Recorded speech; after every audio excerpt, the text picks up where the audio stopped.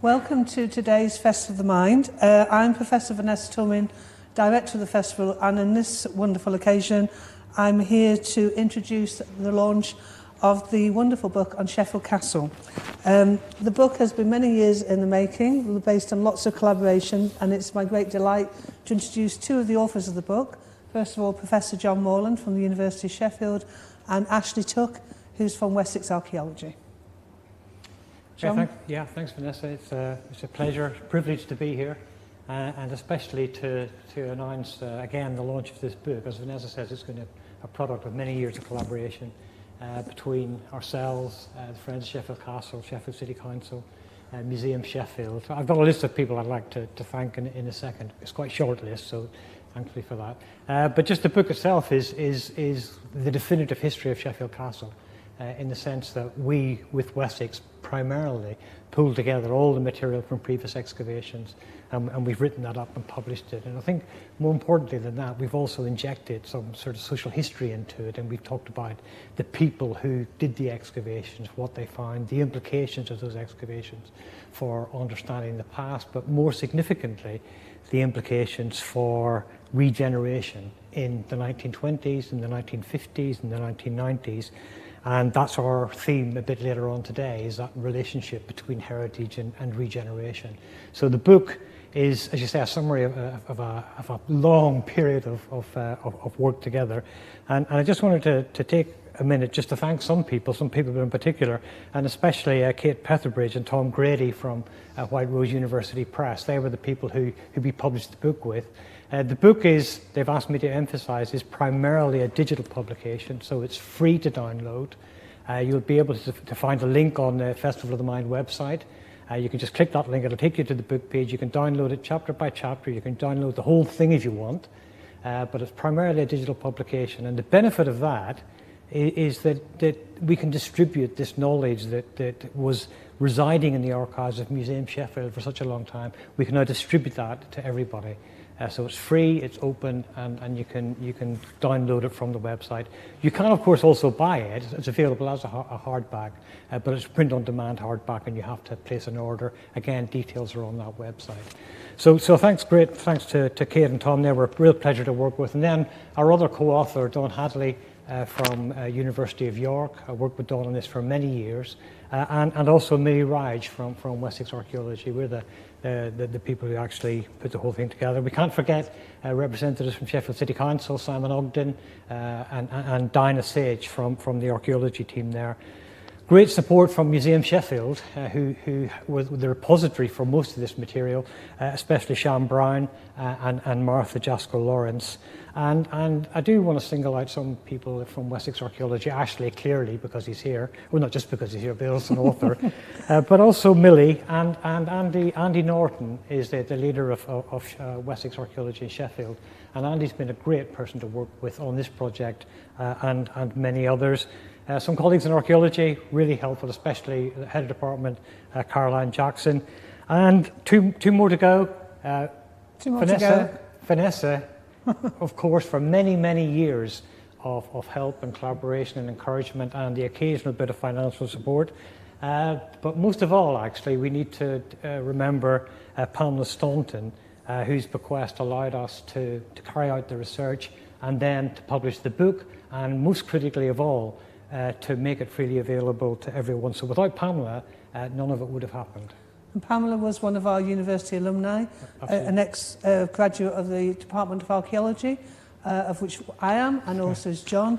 And now and would Ashley like, as well. and also Ashley as well. So Ashley, would you like to talk about your involvement in the project and the book? Yes, thank you. It's really exciting to see it published at last. I think John got all the thank yous in, so I'll just echo those and say thank you very much to all of those people. Yeah, it was a real privilege to dig on the site of Sheffield Castle. There's, it's a limited resource, and to be the person to do the 2018 evaluation was a dream come true. Obviously, I worked with my manager, Millie Rige, who has also contributed to the book. It's fantastic to see it in print and available online. and I'm really excited about today and to be here to celebrate its launch. So I should say more details of the book will be available through Off the Shelf, the Sheffield's Literature Festival, where John and Dawn Hadley will be speaking online and in person, and you can look at online and get tickets for that. We're going to talk more about the history of Sheffield Castle and the Castlegate area of Sheffield, and that will be more elaborated in our talk afterwards. But first of all, John would like to introduce a short film about Sheffield Castle and to explain to people why this Sheffield Castle is so significant to the history of the city of Sheffield. Yeah, we at the university had been working on the castle project for a long time, and joking aside, actually, at the instigation of Vanessa, 2013, 2012, we first started talking about this, and we've done lots of work in lots of different areas, and colleagues in architecture have been working in Castlegate, for around the same time or longer, and we've done all this work, and we felt that it would be good to capture some of the work we've done and some of the collaboration we've carried out and some of the results that we've come to in a short film, which focuses on the theme I mentioned earlier, which is this link between heritage and regeneration. So in the 1920s, when they were excavating the site in advance of the construction of the Brightside and Carbrook Co-op. And so there was a direct link there between the excavation of the site and rebuilding, regeneration on the site. It was exactly the same in the 1950s, where that excavation was carried out in advance of the construction of new market buildings. The most recent excavations by Wessex in 2018, there wasn't a direct heritage regeneration link, but their excavations will form the basis for the plans for the next phase of regeneration. So all the way through, there is this link between heritage and regeneration. And we therefore thought we'd capture some of that and think about some plans for the future by making a short film. So in collaboration again with Wessex Archaeology, with colleagues from the School of Architecture, with the Friends of Sheffield Castle, and especially with Sheffield City Council and Simon Ogden, we made this short video, which we're going to show you now. And then we hope that video will be the springboard or the platform for a panel discussion among ourselves about the role of heritage in regeneration generally, but particularly regeneration in Castlegate. So we can show the film, and then after the film, we're going to have a panel discussion, which I'll introduce all our esteemed panellists, and also we can send questions in through the Festival of the Mind website. So it would be wonderful now to see the 12-minute film, which is a collaboration of all the people who've been involved in the project so far.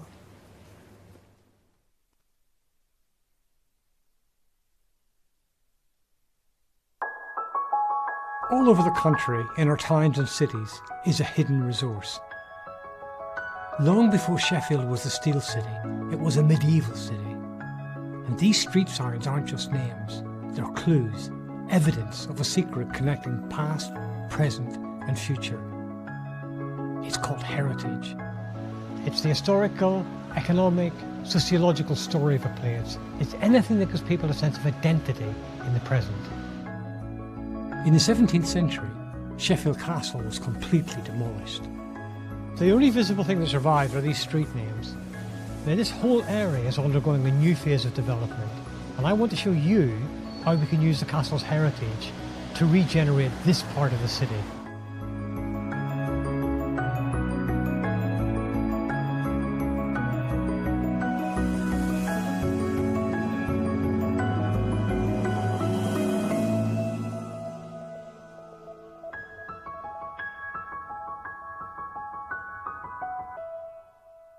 This is Castlegate Programme Director Simon Ogden. Morning, Simon. Morning, John. Nice to see you. And you. Simon's leading Sheffield City Council's efforts to regenerate Castlegate. Okay, so you're looking at the site of the Castle Market, which has been there since the 1920s and which was demolished in 2014. But before that, it's where Sheffield Castle was for about 600 years. And then after that, this was the centre of town, really. It was the kind of centre of local government, of the courts, of the markets. There were quite quirky things like a bowling green being here. So there's all that kind of social history that has been almost completely forgotten. So something that kind of encapsulates the heritage of the city of Sheffield on one spot. Yes, exactly. I think most people, even people that live in Sheffield's conception of Sheffield is it was invented in the Industrial Revolution. And so Steel City. Yeah, Steel City is what we constantly refer to. And it's important, I think, for people's self-identity, the identity of the city, to know about that history that happened before the Industrial Revolution, and for that to be part of our identity now. People have huge expectations of rediscovering the castle, and we have to kind of manage those quite carefully, because we're not going to find Camelot, but there is a really interesting story.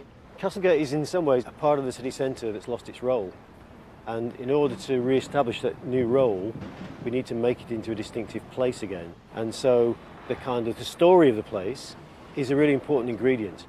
So in order to regenerate the site, I have two key questions to answer. What's the nature of the heritage of this site? And secondly, how can we best deploy that heritage to effect regeneration?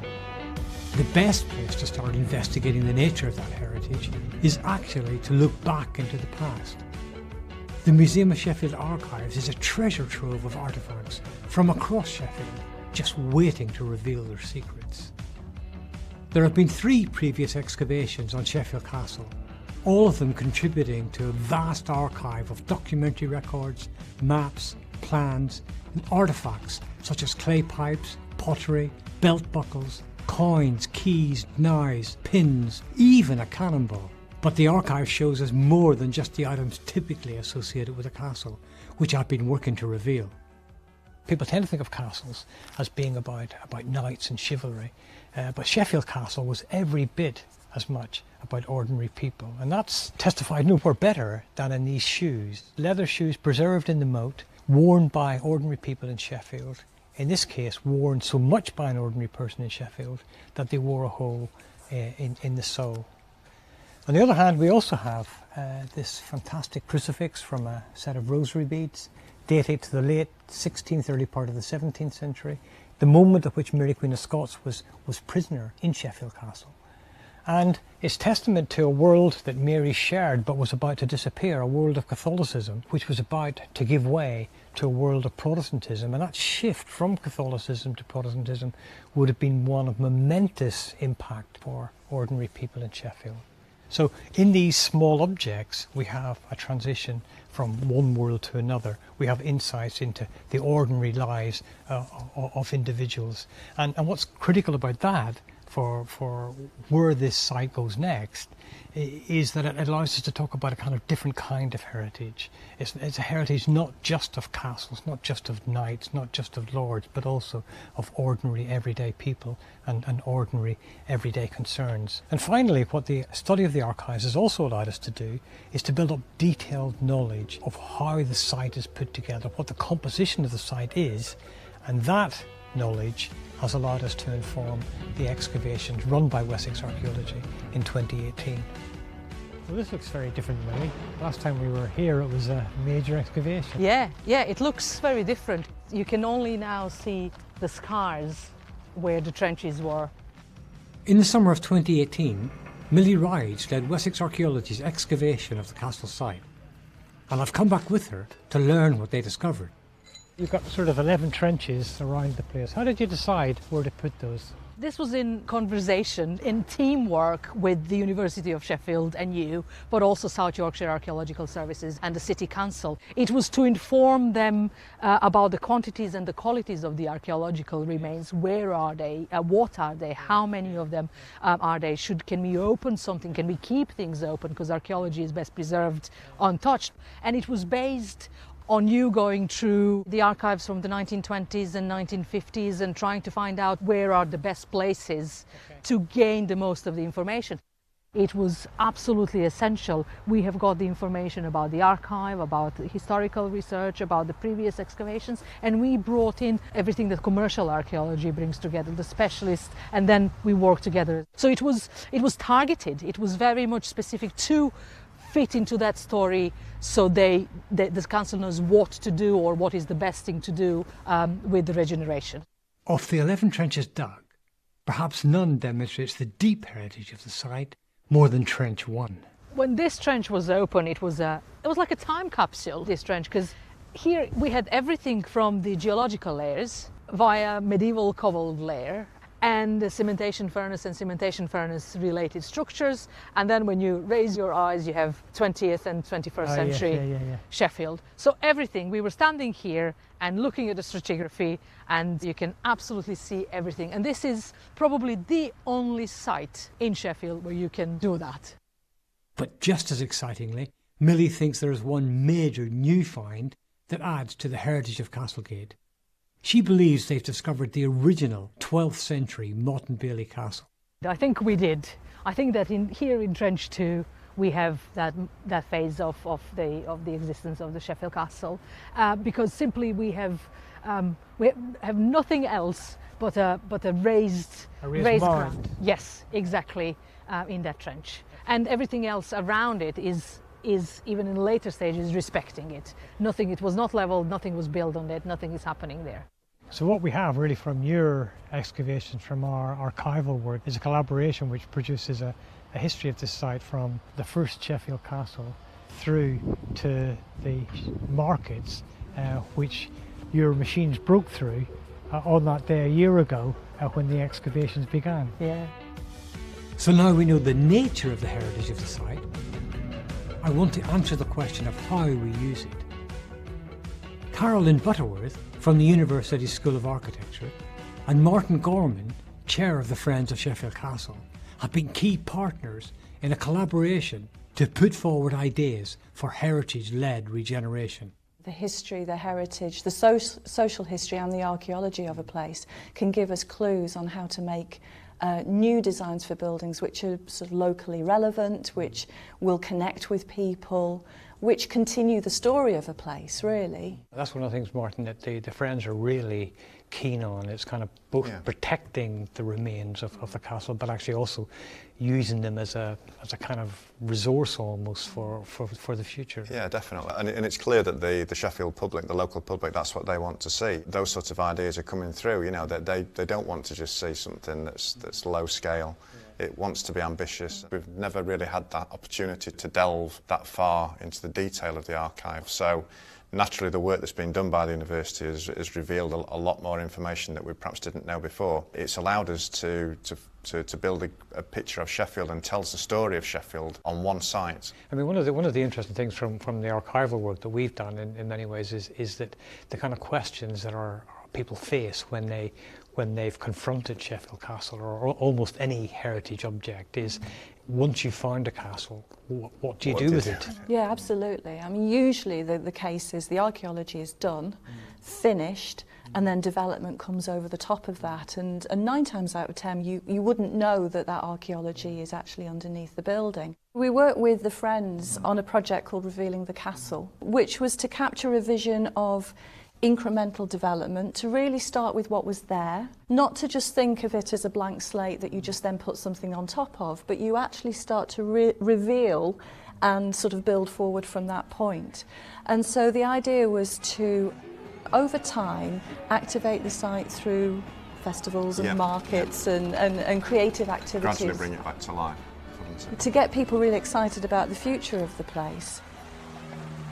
So you can start to think about people living here, people working here, people having their sort of creative practice and business on the site. You do have some fairly substantial development happening, but always respecting that original archaeology and those layers of history. So something distinctive of this place. Yeah, you know? People might say, oh, let's go down to the castle, you know. And that can only happen if it comes out of the history of a place, you know, with a real understanding of what was there before. So what then is the Council's view on how we use this heritage? The university, both civic engagement and the archaeology department, have been with us in the Castlegate partnership from the beginning. We worked very closely on the original visioning for the area when it was clear that Castlegate was losing its role, and so there's been this kind of really productive relationship helping to build a vision and a greater knowledge. Cities need to differentiate themselves, and one of the most important ways of doing that is through their heritage and interpreting the heritage and passing it on to new generations. So it's how you mix the heritage with some new development and new activities that is the conundrum that we're all trying to shape. Sheffield Castle, once a dominant landmark in the north of England, was almost completely forgotten. Yet we've discovered a rich heritage that extends from the present all the way back to its medieval origins. But more than that, we're now making that heritage accessible. So here's an example. We're here in the National Video Game Museum with a model of Castlegate as it is, and using augmented reality technology, we're able to put Sheffield Castle, as it would have been towards the end of the 15th century, right back in the middle of Castlegate.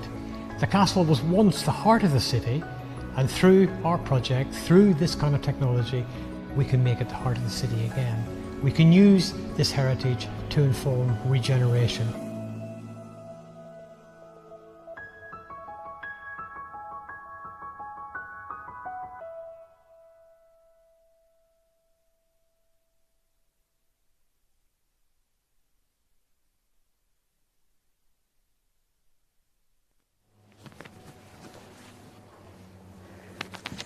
Thank you, and I hope you enjoyed the film, which demonstrates some of the history of the project, but also reveals the physical location in Sheffield where the original Sheffield Castle is.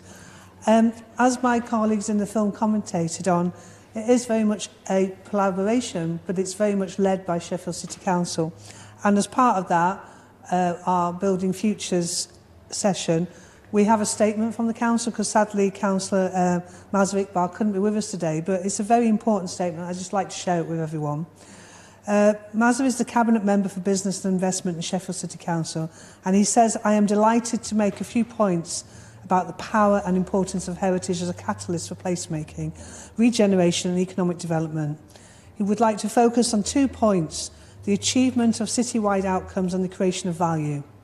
How important historic assets are in the revival of our towns and cities, and retaining historic assets ensures local character and distinctiveness, but how also it can help develop the wider outcomes as we seek and help regenerate our city. Sheffield needs more good quality jobs that support people's health. We also need to meet the challenge of climate change and transition to a low carbon economy. We need to reduce all the huge disparities that we know exist in Sheffield, and we have to rethink our place and spaces on how people want to live and need to live their lives in a post-COVID world. But what do we mean, Mazar poses, by a successful urban environment? How do we create a place that you and I might want to work, live, visit or invest in? Looking at the examples around us, the keys for successful urban environments appear to be things like an absence of traffic or shared spaces, a mix of uses and a variety of building styles. Public spaces animated by people, well, previously, well-maintained buildings and streetscapes of a scale that people can relate to, great design, the feeling of safety, and opposed to genuine as opposed to contrived character. But to many people, our modern urban landscapes can feel more monocultural, corporate and lifeless. And areas that embrace the past, and that's why Castlegate is so important, can provide the sort of environment that can form the basis of sustained urban regeneration. We gravitate to these places because they provide a variety of spaces, interesting architectural feature and local character. Mazar's second observation relates to the value and the realities of commercial viability. It does not cost much more to build in Sheffield than it does in Leeds and Manchester, but when you're finished, the value of the rate you can command is substantially less. Sheffield has one of the lowest of the core cities. This is a challenge for regeneration in Sheffield, but it is key to achieving and paying for. We need good design, exceptional public spaces, affordable housing and high environmental standards, and we need to achieve these at the same time. There is often a misconception that historical assets must just be preserved just as they are. They believe that the goal should be positive conservation and managing change rather than simple preservation. This approach allows assets to change and adapt. We need new uses and circumstances in a way that keeps heritage alive, intact and growing. Developers, listed buildings and archaeology are sometimes seen as a constraint on the redevelopment, an element that adds risk, cost and uncertainty. So the challenge for Castlegate is that both developers, owners and those responding to see the immediate constraints and work together proactively, using flexibility, vision and partnership to find a solution where heritage works for all the parties concerned. Heritage overwhelmingly can be a creator of quality, public interest, differentiation, a unique selling point for an area. And demand creates value can make the non-viable, often impossible solution and help enable the resolution or the realisation of some of the broader outcomes the partnership seeks to achieve. This is especially relevant for Castlegate. There is great opportunity there to make something really special for the people of Sheffield and for everyone who would like to visit Sheffield. But we need to understand space and scale and what it will cost. We need a sustained combination of private and public investment, a strong regeneration framework that delivers a mix of commercial uses and civic space that goes far beyond the single formal castle market site. So we have to fully understand the significance and interest of this area, how it forms a crucial understanding to ensuring its successful regeneration. The heritage of the area, the remains of the castle and the history that transcends it, as well as the proximity to the rivers. This needs to create a place and a narrative that people are likely to want to buy into, literally and figuratively. So that's a statement from Sheffield City Council, and not really to respond to that statement, but to kind of demonstrate the importance of all of the partners involved. I'd like to introduce you to the session that we are now going to debate some of those questions, and this is our Building the Future session, and I have a number of esteemed colleagues, friends, collaborators, partners over the years. And this is just a cross-section of the people who've been involved in the Castlegate Partnership. There's many hundreds of people, some of which John, others that other people will mention, who have been involved for many, many years. It seems to be going back a century, almost as old as the castle itself. So can I start by asking, I'll introduce all my panellists. First of all, you've heard John on the film and introducing the book. Professor John Moreland came to Sheffield to study archaeology in 1977 and stayed. He is now Professor of Medieval Archaeology at the university and was head of department between 2010 and 2014. He has directed archaeological projects in Italy, Albania and the UK, and for many years chaired the University of Sheffield's Castlegate Steering Group and represents the university on the Sheffield City Council's Castlegate Partnership. As we discussed and showed in the film, he has worked on the archives from 2013 on the excavations of the site and has just published the wonderful book Sheffield Castle Archaeology, Archives and Regeneration with a number of authors. My next speaker is Martin McKervey, who is chair of the Castlegate Partnership. Martin McKervey came to Sheffield in 1980. He studied law at the University of Sheffield and has a career in the legal profession spanning 30 years. He was a partner in the Sheffield international law firm CMS, and following his retirement, he became director and of ASEL plc, and he is also chair of the Sheffield Property Association, which is the collective voice of property in Sheffield, and is the only formally constituted property association outside London.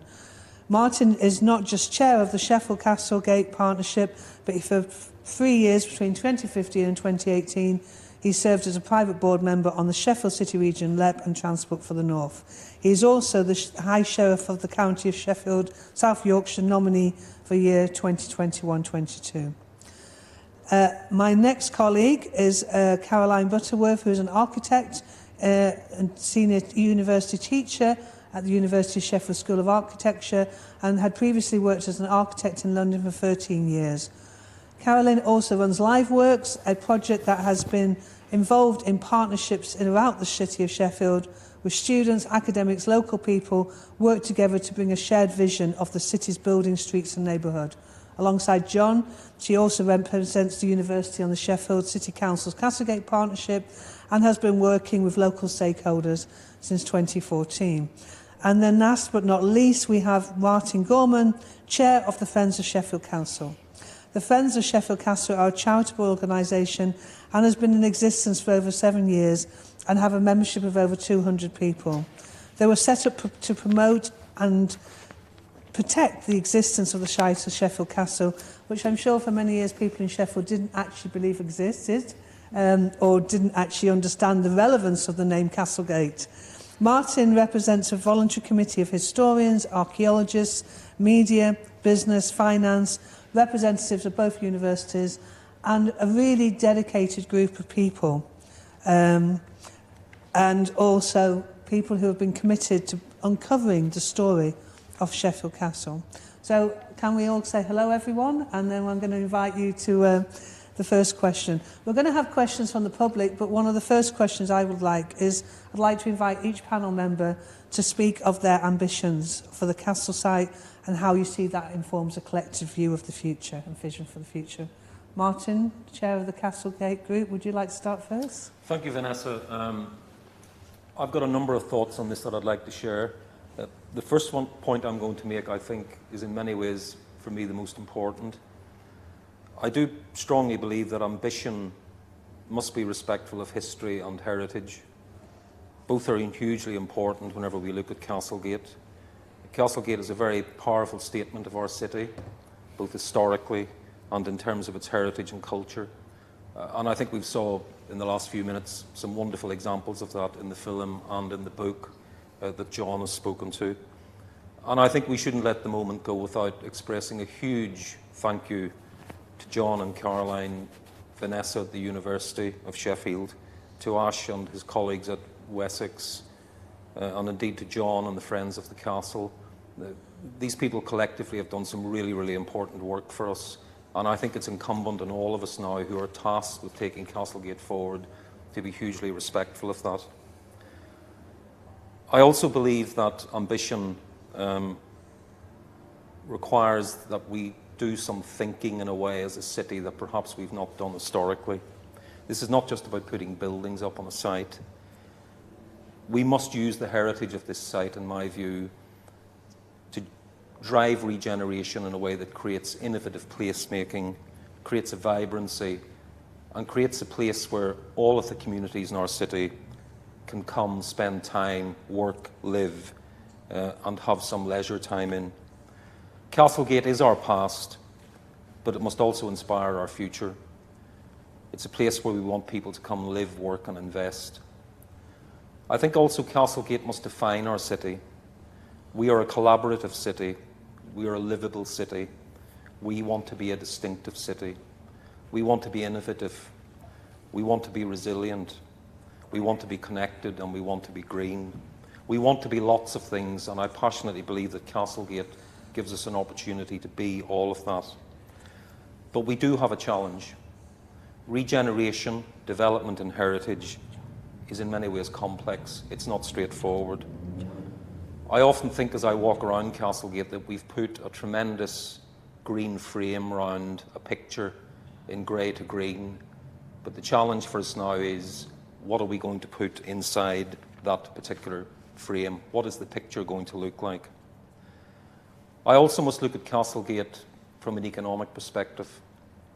If we want a skilled workforce, if we want to attract more investment into our city, if we want to be innovative and entrepreneurial in our approach, if we want to increase the productivity of the businesses that work in our city, if we want to blend heritage and development, and if we want to inspire our young people to come and live, remain, stay in Sheffield, then we must deliver a vision for Castlegate.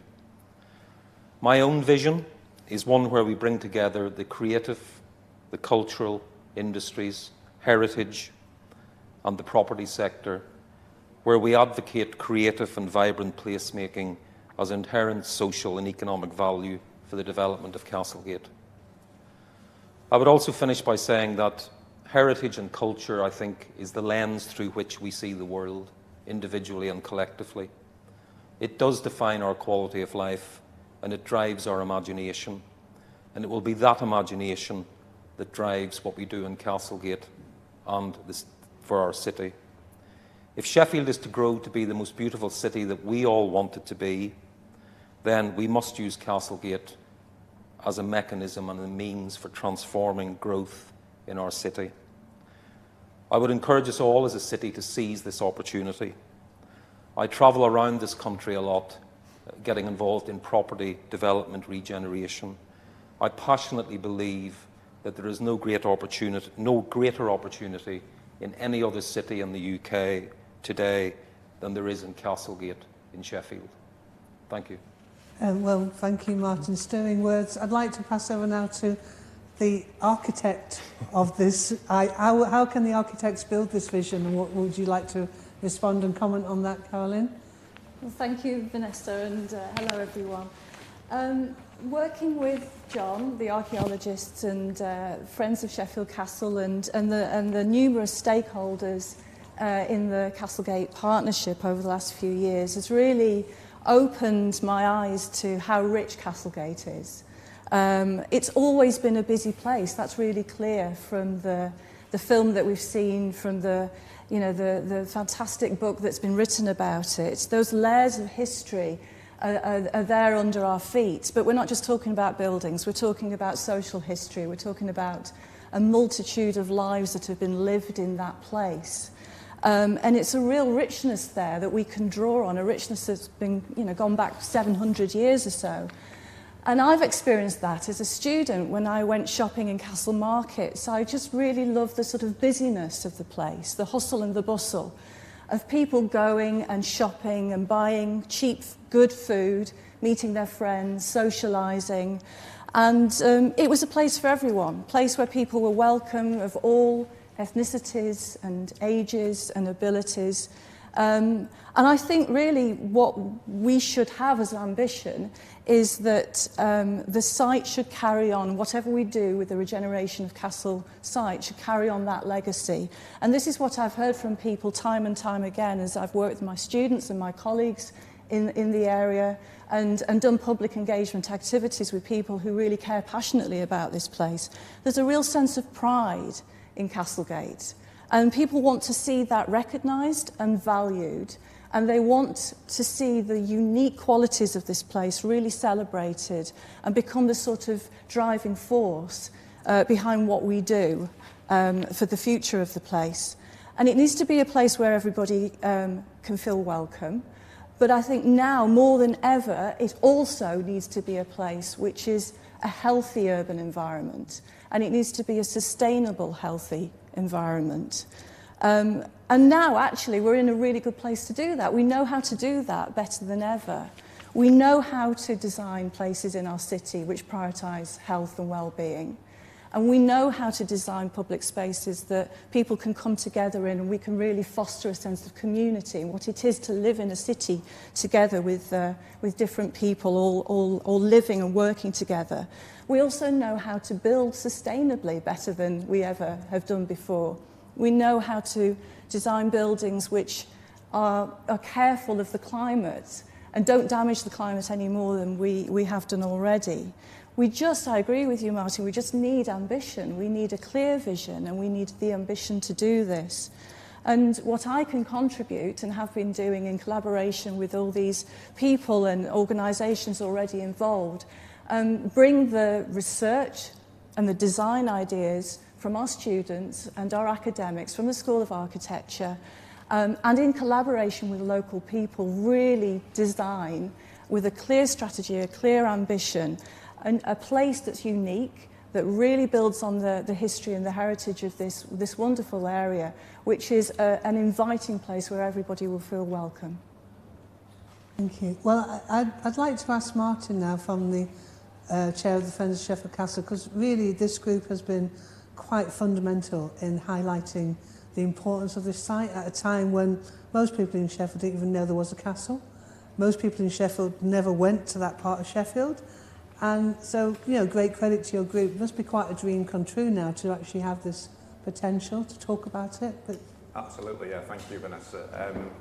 We've been involved with this site for getting on for 10 years now. And it's been a privilege to find out everything about the castle. And this feels like a culmination of many years of work that we're at now. I think it's safe to say that I don't think there's any other site in Sheffield that evokes such emotion and passion. And I suppose, like we said in your introduction, the Friends represent the public of Sheffield. So many people come up to us and tell us about what they remember about the site, what their thoughts are about the future. About 18 months ago, we canvassed our members to see what they would like to see happen on the site in the future. And it culminated in the production of our own blueprint for the site, which was some achievement for us, which is a small voluntary group. But it was very interesting to see what our members wanted to see in the future, because you would naturally think a Friends group would just want to see the heritage and concentrate on that side of things. But it was really good to see that everybody had got an open mind about it and wanted to see some development alongside the heritage and the open space. But I think what came across was that we have a once-in-a-lifetime opportunity to do something special with this site.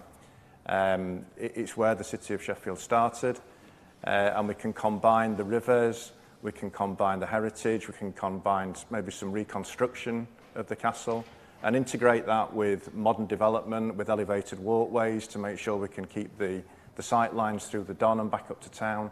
And it was all these ideas which were coming through together that culminated in our blueprint. So it is very exciting times. We look forward to debating it more with everybody and with the public, and let's see where we go with it. But I think it's important, like everybody's been saying, that we have this ambition and we make it something special, that it's somewhere to go, it's a place where you can take your family, that we can attract visitors from out of the city to come and see. It's something that people will say, let's go to Sheffield because they've got this, which probably we haven't got too much of at the moment. Mm-hmm. So this is a fantastic opportunity which mustn't be missed. Well, we've got a few questions on that theme, but I'd like to just ask John, very much you've been talking about the past and the history and going back many centuries, so what is the vision for the future that you see? Yeah, I think I'm kind of going to echo what other people said, but perhaps from a slightly different direction, which is that, you know, one of the things we now recognise is that Sheffield Castle in the 13th, 14th, 15th centuries was a kind of really major, iconic building, a centre of power. It was a really powerful centre of the city, and I'd kind of like to take that as a vision for the future. We need something equally iconic, equally ambitious, equally powerful on the site, and not a castle, but you know, something that makes a big statement about what Sheffield is, where it wants to go, what it wants to be in the future. So again, echoing this thing about ambition, and the slight twist I want to put on it is that my partner's an architect, so I come to this with not half an architect's perspective, but with an architectural insight. And what I get a lot is that archaeology, heritage, is or can be a block on development. And we heard that in Maz's statement, that, you know, he doesn't want this to be the case, but some developers might fear that this was the case. And this certainly was the case in the 1920s. Certainly was the case in the 1950s. We know from the records that there's one account of the 1920s excavator Leslie Armstrong, and he talks about trying to get the workmen to find stuff, and they respond in what he called strong builder's language. You know, so the idea that archaeology holds back development is there, and it's deep rooted. And what I'd like to do is to kind of make a case that doesn't have to be the case, that it isn't necessarily the case. It isn't necessarily the case for I think for two reasons, maybe three reasons, if I've got time just to do them. Because I'd like Martin to respond to that with his hat as chair of Sheffield Property Association as well. But two reasons would be, if I can remember them, but two reasons would be, one, that, you know, we now have the engineering, the structural, the building capacity to deal with this kind of stuff. We don't have to drill, you know, 3 metre wide boreholes through the middle of the castle like they did in the 1920s, the 1950s. We have technology now. We can do stuff that they simply couldn't do at that time. So structurally, there doesn't have to be that kind of problem. And I think the other reason is there was a report published by Historic England in 2018, which demonstrated that if you build in or on an historic site, it adds value to what you build. So Maza, in his statement, he talked about value, the real significance of value, because we need the value to make sure that everything else is paid for. Well, the Historic England report demonstrated very clearly that actually heritage adds value, actually heritage pays. So, you know, you can draw into the heritage. You don't have to reconstruct, you don't have to rebuild, you don't have to Disneyfy anything, but you can draw on the idea of the castle and make something truly iconic. And then the third and final thing I just wanted to say is that one of the other projects I was involved with Don Hadley now at York and various with Carolyn as well was the creation of a virtual reality and augmented reality model of the castle. And I raise that because actually we now have the technology, the digital technologies, to present heritage in other ways.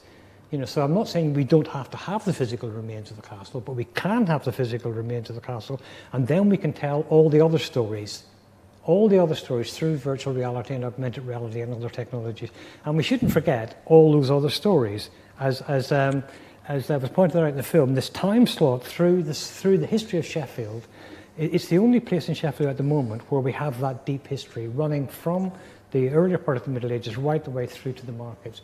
And we can tell all of those stories in a new development. And those would be my three reasons for saying, actually, that heritage, archaeology is not a block on development. And we need to seize that heritage and build it into the redevelopment as I suggested. Well, we've got a lot of questions from the public, but I'd just like Martin to respond to John's comment about heritage. Yeah, I totally endorse what John has said. I think we've really got to kill this myth that heritage in some sense is a blight on development or it's problematic for development. I think we've already, through the work of the partnership, demonstrated that we don't see that in any sense as being an issue. I come back to what I said before.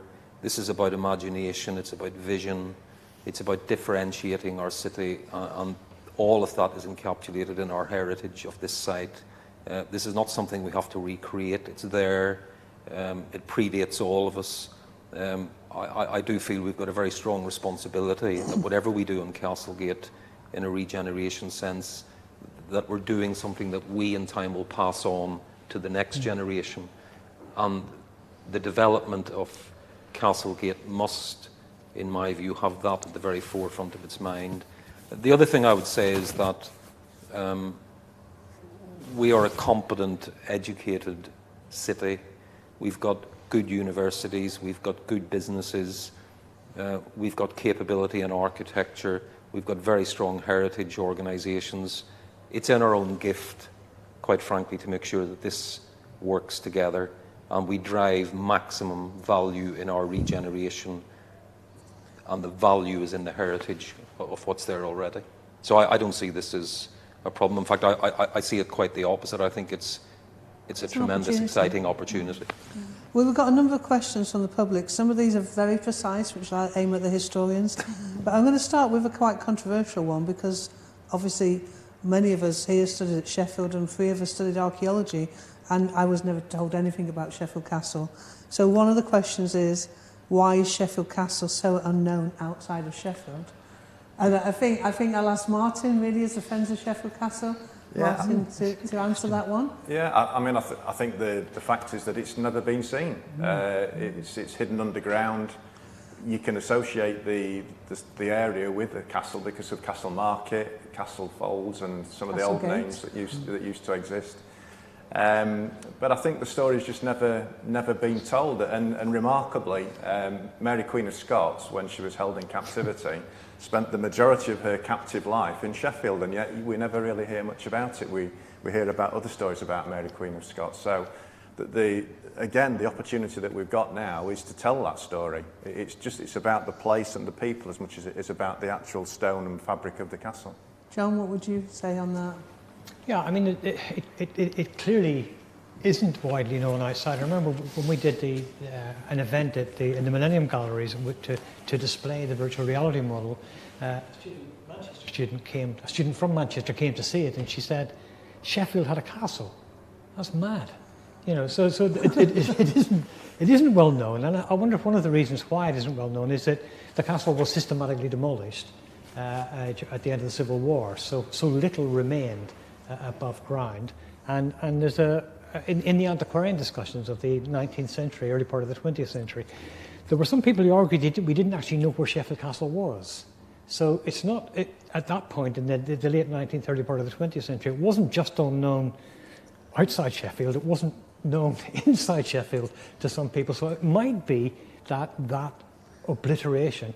But I also wonder whether it's maybe people who study castles. I mean, I shouldn't generalise, but I think people who study castles tend to focus on the kind of iconic castles that are in the countryside or whatever, we see them. And the idea that you'd have a major castle in what is now or was a heavily industrialised city, I think that also adds to the unknownness of it. Vanessa? I was just thinking of our esteemed colleague, Professor Mike Braddock, who actually said to a group of Sheffield historians that Sheffield Castle was not significant. And he got completely lynched. But Martin, what would you like to say on that? I want to come back on this again, because I think this is a really important question. And it's one that we can't run away from. This is a problem in our city. We've got the greatest ability to keep our greatest secrets out of view, out of mind. Castlegate gives us an opportunity to change that mindset. And one of the things I'm going to really advocate very strongly for in the partnership is we need to start having a communication strategy around Castlegate so that people around Sheffield know about our castle, share in the richness of its history and understand where it is we're trying to take Castlegate. But there's another angle that's really important. We are going to have to fund whatever it is we do on Castlegate. Development costs money. And I'm really interested in an advocacy strategy that takes us outside of Sheffield, where we start to talk in London and maybe even internationally about the castle and its heritage, because there's an external audience that we must also speak to. Well, I'm going to ask Carolyn to comment as well, but we've got a number of questions that I really want the public to have an opportunity to kind of voice some concerns actually coming across. So one of the concerns is, with future developments on the site, will they be charged with retaining some degree of knowledge? Is there going to be recognition? So the questions we're getting, and I'll kind of summarise them, one of them really relates to, it seems the idea to use Sheffield Castle for urban regeneration and commerce. Is there a risk that the castle gets lost in that mix? And I think I'd like Carolyn and Martin to respond on that one. Well, I think what I can say in response to that is, for me, the castle, because it's unknown, we can sort of discover it together. And there's a wonderful sort of sharing of knowledge and discovery that can actually happen in material ways on site. So I think if the castle was already discovered and was there in terms of large-scale artefacts on site, it perhaps would be relayed in a really sort of conventional way, but actually we have a really clear opportunity to be incredibly imaginative by, sort of commissioning artists, storytellers, poets, architects, creatives of all ilk to come together to work with local people to say, how do we celebrate this thing that we don't really know much of yet, in terms of ongoing sort of celebration and discovery of the story. So I think the castle will always be at the heart of this, but I think the ideas can proliferate from that and we don't know what they are yet. And I slightly take issue with John's use of the word iconic, because that has sort of negative connotations perhaps in the world of architecture. I don't want people to think of another big building. I think we can tread quite lightly on the site. And we do have the technology to think about how different forms of architecture and structures can actually work with the site and be integrated with the archaeology and form different sorts of spaces for people, which celebrates through the artifacts, but also through sort of inscribed stories in the physicality of the buildings, the layers of history that we've been talking about. Martin, what would you like to say for that? I mean, this is really why the Friends of Sheffield Castle are set up, because we're there to protect and promote the remains of the castle. And a lot of people say over the years, well, there's nothing left of it, that you can't see anything, there's no remains. Well, that's completely not true. We know there are remains there, you can see them now. And there's a lot more of the site that really needs to be excavated in full so that we can see the whole site. But I think we have to be also realistic that you can't just make a development just with the remains there. It has to be something that's part of something much bigger. But the ability to showcase the architecture, the archaeology is possible, and there are some fantastic examples right around the world where that's been achieved very successfully. So I think that's an understandable fear that people have got, but the reason why we exist and the reason why we're all here today really is to make sure that risk goes away. We've got talking about the remains. Ashley, would you like to, and John, I'd like you to answer this question. What is your opinion is the single biggest or most significant discovery at the Sheffield Castle site? I mean, you excavated it, so what did you get most excited about? Yeah, the thing I'm probably most excited about from the 2018 remains is it's a very minor detail, but very early. And right down in the bottom of one of our trenches, we were about 4 metres down. We had 2 post holes and a couple of ditches running away. And we radiocarbon dated it, and it's 11th, 12th century. So it's really remarkable that we've got such an early set of features on the banks of the Don. We don't really know what was going on there. It'd be wonderful to find out with future excavation. But to be able to push the earliest date, secure, scientific, reliable earliest date for the castle back is probably the thing I'm most excited about. John, what did you think was the most exciting? I've got lots, really, and that's the problem. To try and choose. Always hated that question as an archaeologist. Try and choose one of them, but I mean, I think just very quickly, Ashley's team, as Millie said in the film, they've pretty certainly found the first Sheffield Castle, the motte from the Motte and Bailey Castle, to go with those post holes and that Ashley mentioned. But for me, what I kind of like a lot actually is the fact that when the excavations were done in the 1920s and again in the 1950s, they discovered 2 major sets of remains. One is the kind of iconic gatehouse, and as Martin just said, I mean, those remains are really substantial. I mean, these are big buildings that still exist on the site. And on the other part of the site, they found what we call the courtyard remains, and it's some buildings that were around the courtyard of the castle. And what's significant, and they knew this at the time, the 1920s, that on the courtyard remains were some masons' marks. And those are the marks that masons make when they kind of carve a stone and put the stone up. And there's some masons' marks. And what's been discovered is that the masons' marks on the courtyard buildings are exactly the same as the masons' marks on the gatehouse. And that's a very prosaic observation, but actually what it allows you to do is to link the 2 parts of the site together in a way that really wasn't possible any other way, because they're separated by unknown space. So for the first time you could put them together, and then you could link that to a major engineering phase that went in the 1270s, and you begin to talk about being able to demonstrate a very major reconstruction of the site at one particular moment in time, all flowing from these very simple mason's marks. Well, some of the questions are very specific, which I will not pass on, but I'll come back when we've got more time. One question here is said that some of the plans for Castlegate have been published, and there's one plan of turning the old market into a green space with the remains of the castle exposed. Is that going ahead, or is that just kind of one of the many plans that have surfaced or been developed over the years? Is it? I think it's one of the many scenarios we've looked at and have been, floated as a possible. I mean, I think there's something really interesting going on at the moment about looking at urban planning through the lens of COVID, and actually thinking about how, COVID is actually reminding us very clearly of how we value connection to green space. So whatever happens with the castle site, it really has to have a connection with nature. But the idea of having a central park with sort of development ringed around it perhaps is a little bit of a sort of one-dimensional way of thinking about that. And I think what we're also drawing and testing with people along the way are scenarios where the buildings and the green spaces and the archaeology are much more connected and integrated.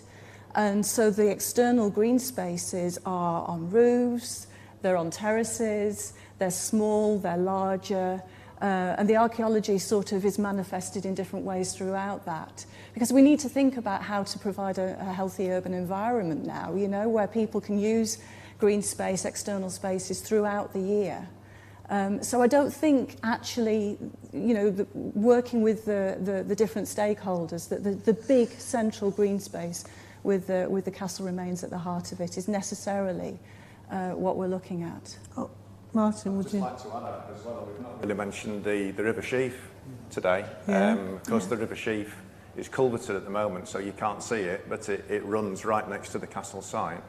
But just in relation to your last question, there have always been plans to deculvert the Sheaf, and so that we can make a pocket park out of it. So that is still mentioned a lot. So I think, without saying for definite it's going to happen, there is still the desire to make a pocket park around the River Sheaf and open it all up. So there is the hope that will at least be some green space in the area. But I think Martin could also elaborate on this, but Sheffield as a city and as developers, the Greater Green and some of the ways that are done is a more integrated approach, isn't it, Martin? That there's some of this. There's any doubt that the public realm that the city has developed in recent years, Greater Green, these are hugely impressive statements of our city and how we, to pick up Carolyn's point, space, green. I don't think Sheffield lacks in those areas. I think the challenge is how we integrate that with what I would call a wider development mindset, regeneration mindset, where we're creating different opportunities, vibrancy of placemaking, where people can come and do multiple things. And I think that's the challenge we've got. Well, I think possibly some of the ideas that we seem to be going away. One question we've just got now is that Leicester, for example, have built a dedicated museum and space after the Richard III discovery. Is that not an approach that Sheffield wants to take? I don't know. I mean, my personal thing is sometimes the Disneyfication of history can be a bad thing or a good thing, but I think it's how it's dealt with and managed. So there's some very good examples of that historically and currently, but there's also ones which hasn't quite worked. So, John, what would you say about that? Yeah, I mean, Leicester, I was going to say it was a spectacularly lucky discovery, but it wasn't really lucky. I mean, they did hard work to find it, so you know, it was good archaeological work that they found it, and they've capitalised on it. I'm not sure that we can do the same. I'm not sure the kind of singular heritage asset, let's say, is so evocative and whatever as Richard. But what I would say is that, you know, we're having this discussion, and it's a very good discussion, I think, very informed discussion, but we're having it with the most significant partner kind of not in the room, and that's the City Council. And that's for very obvious reasons. And we just need to make it clear that we're talking among ourselves, we're coming up with ideas, we're working with the council, but actually the ultimate decision about this whole thing will be made by the council. And you know, it shouldn't be seen that we're proposing scenarios for the future, and we might like to do that, but that isn't where we are at the moment. The City Council are the dominant partners in the whole thing, and our role is to work with them and advise them. And one of the things that they say very consistently in discussions is that, you know, if you do have a major kind of green space in the middle, if you do have a major park in the middle, then somehow that kind of has to be paid for. I mean, there has to be some payoff between development and open spaces. So if you've got big open spaces, then we don't have retail income coming in. It doesn't generate stuff. So there's a kind of balance between those two things. And you know, I think that it's just important to remember that the council have the major say in what happens next, and quite rightly so. Mm-hmm. Martin, what would you say to that? Just to build on that, I think Sheffield City Council deserve huge credit. The very essence of this partnership we've set up is their desire to work with stakeholders.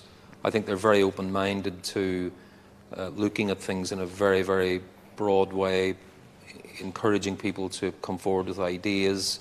And I think we need to build on that. We have to respect the fact, as John has said, they are the landowner largely. But I do know from discussions we've had with them that they're very serious about using this partnership to empower us all collaboratively to work together to something that delivers an outcome that just isn't a Sheffield City Council outcome. I think there's a responsibility in all of us to seize this opportunity they've given to all of us to work together to deliver the best outcome.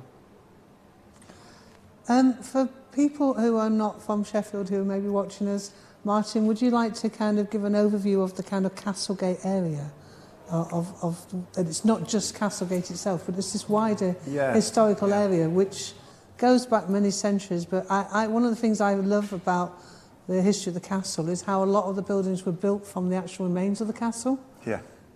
So I mean, the Sheffield as a town, as it was then, it started at the confluence of the River Don and the River Sheaf, and it's where the castle was built.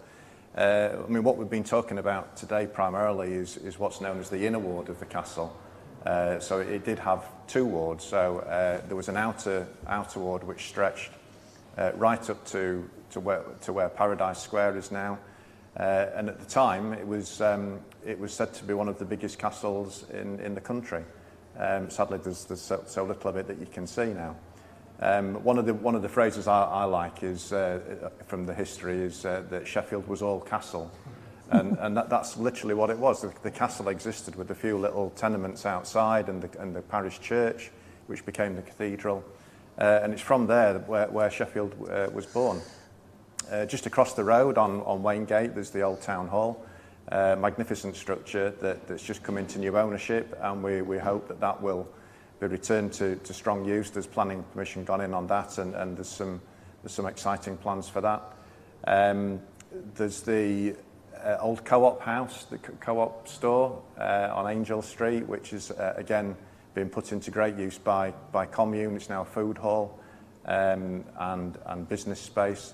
But really, the town and the city of Sheffield grew from the castle and grew upwards towards the city. But it took a few centuries to do that. And was that something, Martin, you knew as someone who's lived in Sheffield for 30 years, that Sheffield was founded with the castle? No, it goes back to the point I made earlier. I'm going to be quite open with my audience. I'm 40 years in the city, and I'm only now beginning to learn about Castlegate, notwithstanding the fact that for 30 years I worked down at Victoria Quays. So yes, I am embarrassed about that, but I think it makes good the point I made earlier. We don't positively engage around this in Sheffield as an important story for our city. Mm-hmm. I've got one very detailed question, which maybe the historians amongst us. One of the questions, and maybe both Ashley and you, John, can answer, is that you've ruled out any evidence of early Anglo-Saxon occupation of the castle site. Is that true? Yes. Yes, so there's no Anglo-Saxon in Sheffield in that area. Yeah, I mean, all the archaeological evidence we have suggests there was no Anglo-Saxon or Roman occupation on that site. There was a 19th century antiquarian tradition. There was a Roman fort on the site to guard the crossing of the river, but we found no evidence of that in the archives. I don't think Ashley's team found any evidence of it in the 2018 excavations. Nor did we find, I'm not going to say any early Anglo-Saxon information, because there may be a few sherds around, but really there's nothing in the archives to suggest there's any occupation of that site in the Anglo-Saxon period, and that'll come as a great disappointment to some people, because people were very keen, or people have been very keen to establish that this was the site of the Aula of Waltheof. That was the question I was asked. Do you know where it sounds like something like from Lord of the Rings. Do you know where this mythical hall of Hallamshire is in Sheffield, John? No, we don't know. And and to be has your research thrown any light on the debate, question, controversy surrounding the hall? Well, no, it hasn't. Well, it has and it hasn't. It hasn't in the sense that we haven't found any evidence of the material from an appropriate period. That is, from the later Anglo-Saxon period on the site. It's technically still possible that it is somewhere else on the site that we haven't excavated, but actually, it probably isn't. As to where it actually is, Again, we don't know, but there's an antiquarian tradition, again, going from the late 18th through to the early modern period, which puts the Aula of Waltheof, the Hall of Waltheof, mentioned in the Domesday Book. It puts it at various points in the city, most persistently on the castle site, but that's simply on the assumption that you build a castle on the site where there already is a lordly residence. Some people have said it was at Wincobank. Some people have said it's in the Riven Valley. Some people have said it's... So the short answer is we don't know. And our excavations generally didn't reach geological levels, so we don't know the beginning of the stratigraphy for many of the interventions we put on the site. So there is a question mark, and if you want to get excited about it, then perhaps I personally don't think I would agree with everything that John has said. Okay, well that's good. If anyone's got a few pounds spare, then we'd be happy to try and find out. Yeah, exactly.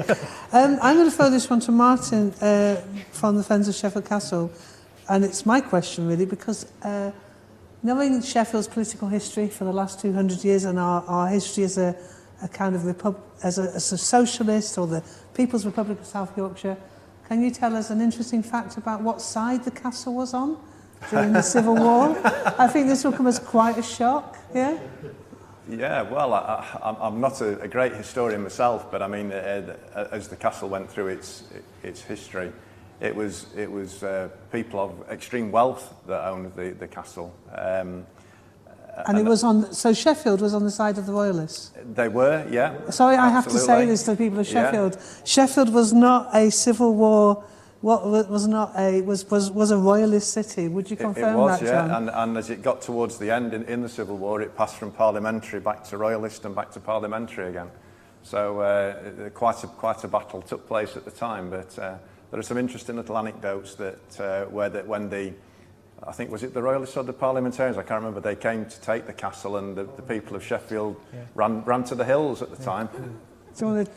Yeah, I think it is an interesting thing, because the castle did shift sides during the Civil War, and ultimately was taken by parliamentary forces. I mean, the person to talk about this really is Rowan Clayton, who kind of Mr. Sheffield Castle. He knows all of this stuff back to front, but it did change sides. But the people in the castle were certainly royalists. There's an argument about whether the people of Sheffield themselves were royalist or whether they were parliamentarian. But the turning back to the stuff we saw in the little film, I mentioned that crucifix, and the crucifix as an emblem of the shift from Catholicism to Protestantism in Sheffield just at the time just before this. And what's interesting about the records I've looked at is that shift doesn't seem to be as welcome as many people might have imagined. So there's an assumption that Sheffield was a kind of Puritan type place, but actually it happened quite late, and it didn't happen quite as straightforwardly as many people might have imagined. So socialist Methodist city in the last 200 years, Catholic rich party going city for 800 years. Is that what you're saying? Possibly, yes. Sorry to be flippant, but you know. Well, there were lots of wine bottles in the moat as well. There was a lot of wine bottles. I read that in the report, wasn't there? Earlier excavators, I think Butcher probably recovered those wine bottles in the 1950s. Yeah. Right. And we have good documentary records of what Mary had to dinner, Mary Queen of Scots, that is, when she was imprisoned, and it wasn't bread and water. I mean, it was Gascon wine, salmon. Well, I think that's another aspect of the history, isn't it? I mean, I think a lot of people in Sheffield know about the manor and Mary Queen of Scots, but also this great relationship with Bess of Hardwick and that whole incredible relationship that links Sheffield into Derbyshire, into the kind of wider history of the country, and probably one of the most formidable women of Elizabethan England after the Queen. Well, I mean, interestingly, one of the points that my co-author Don made, and it was keen to make in the book, was that castle studies tend to be very male dominated, and they have tended to be dominated by men with a military background. And that just is true, and it's changing, but it is just true. What's interesting, she pointed out about Sheffield Castle, is that Sheffield Castle is kind of unique, or almost unique, in being best known for two powerful women. And that is Bess of Hardwick and Mary Queen of Scots. And to those powerful women, I'd add a third, who is this Alethea Talbot, who we talk about in the book. And Alethea Talbot was, we know from the records at the manor, is that she may have had access to what we would call an alchemy set. And the interesting thing about that is that her father was one of the major patrons of science, early science in England, and she herself, we're told, is possibly England's first published female scientist. Wow. So, you know, there's powerful women and Sheffield Castle seem to go together. Right, we've got a few minutes left, haven't we? So I just thought we'd kind of throw open your own comments about the future of not just the Castlegate area, but how partnerships in Sheffield can make the city great moving forward post-COVID. I don't mean we're not great, but how do we recover from COVID, and how can Castlegate be a way of moving us forward as a city? Martin, would you like to think about that? Yes, I think COVID has presented and does present our city, I think, with some very big challenges, but I also think that my instinct is to look for the opportunities that it's going to present to us. And I think we're already seeing the collaboration that the council has developed with the business community. We've set up the business response group. We're looking at where the priorities for the city are going to be going forward as we try to meet some of the challenges we face. We do need to work with business. We do need to work with our education facilities and institutions. And we need to find a way of enabling the communities in Sheffield, I think, to cope with the challenges that COVID is going to present to us. We still have some big economic challenges. How do we attract more investment? How do we deliver more development? How do we create demand in our city? We talk too often about the viability problem in Sheffield. I'd really like us to focus on how do we create demand for our city? How do we differentiate our city? How do we get imaginative? How does Sheffield build on its music, its culture, its heritage? And I think all of these things, for me, all these roads lead in many ways to Castlegate and the opportunity it presents us over the next 5, 10, 15, 20 years to do something really seismic in our city. Carolyn? I agree. I think in Castlegate we can really lead by example in terms of what we do next, and that's in terms of really focusing on the value of partnerships and collaboration in the city. I mean, what we haven't talked about in Castlegate is what's happening right now, and people are doing it for themselves. You know, it's become this creative quarter where projects are happening on the street. We've got the Exchange Street Collective, we've got Commune, Yorkshire Art Space. They're all just getting on with it. And I think actually partnerships between people who are working on the ground, getting things just happening there on the street, the local council, universities, local businesses. The imagination and the ideas are there. We have them already. We just need to know how to bring it together with that clarity of vision. And I think what can be really exciting about Castlegate, thinking about sustainability and thinking about the pandemic and what we have to sort of focus on in terms of a healthy environment.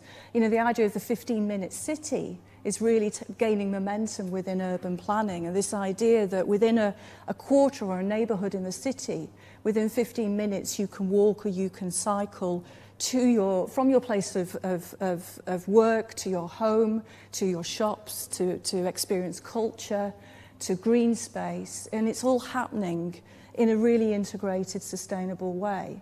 And the local council, Sheffield City Council, have declared a climate emergency.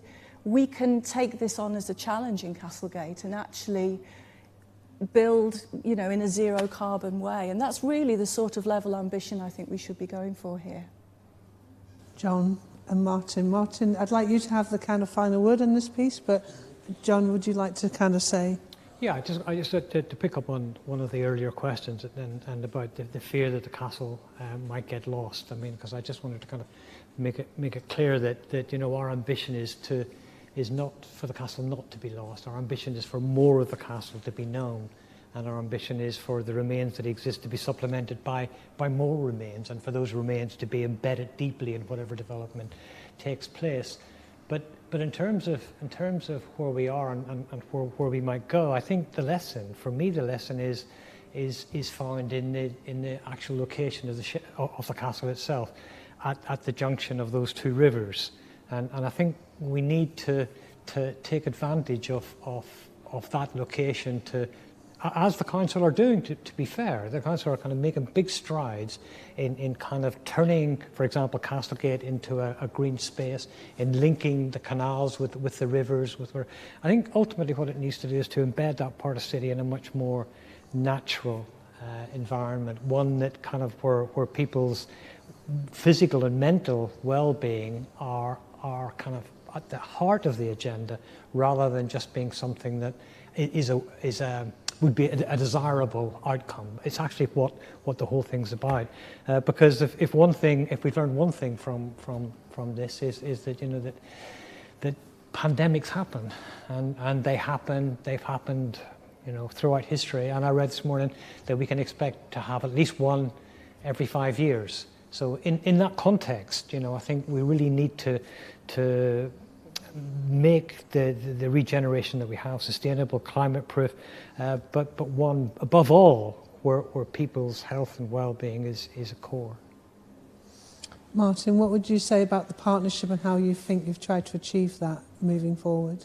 Yeah, I think so far it's proven to have worked very well, and we're very grateful to have been involved with the University of Sheffield and the City Council and other partners in this journey so far. I think the COVID situation perhaps just allows us to pause a moment and just to think about what might be needed in the future. But it shouldn't stop the ambition and the thought process behind what we want to achieve in the long term. So I see it as being something where we can continue to work well, and as Martin was saying earlier, we perhaps need to cast the net a little bit wider, maybe to attract inward investment into the city. But the key thing for me is we need to still make this a place, a destination, and a place where people can feel comfortable coming and enjoying the history and the modern environment. I mean, I think the key thing for the Castlegate area is how its intersectionality, how it fits into. It links into Fargate and High Street for people not from Sheffield. It kind of links up. It also takes you out to the possible areas for the Innovation District. But more importantly, it has all the transport interlinks. It has the buses, it has the trams, it has all those connectivity. So they built the castle historically 800 years ago on a specific spot, didn't they? Because of its centrality. Yep. And that's what history tells us, that we must learn quite often. I'm also a historian, and the creative or historical ecology of a place should also define its future. And it doesn't actually have to be the physical remains, but it's that sense of place. And I was struck in your film, John, that obviously we both did archaeology, and I did Middle Eastern archaeology for a while, and it was the closest to a tell. Absolutely. Of a Middle Eastern tell that I've ever seen in England, in that kind of geographical spread. Absolutely. And I think the key point that we make and we make in the partnership is, and it links this heritage and regeneration, is the role of heritage in placemaking, in making a place. And there has been a significant place on the castle site for hundreds of years, and that's the key. One of the key things that we wanted to get across in the book, and one of the key things that's come out of the partnership, is that Sheffield is Steel City. It will always be Steel City. Its history is there, but it's not just Steel City. It's got a much deeper roots back into the past. Its past is multifarious. Its past is about revolution and resistance in the 17th and 18th centuries. Its past is about Mary Queen of Scots. Its past there are all those multiple pasts. And when you bring those multiple pasts together, you can use those to forge a kind of very new, a very different kind of identity, or series of identities. And that's where I see the role of the castle as a place being really significant. And as you say, it's kind of tell-like, because one person layer upon layer upon layer upon layer. And for people outside Sheffield to realise that Sheffield has that depth of history, I think they'll be very astonished by that.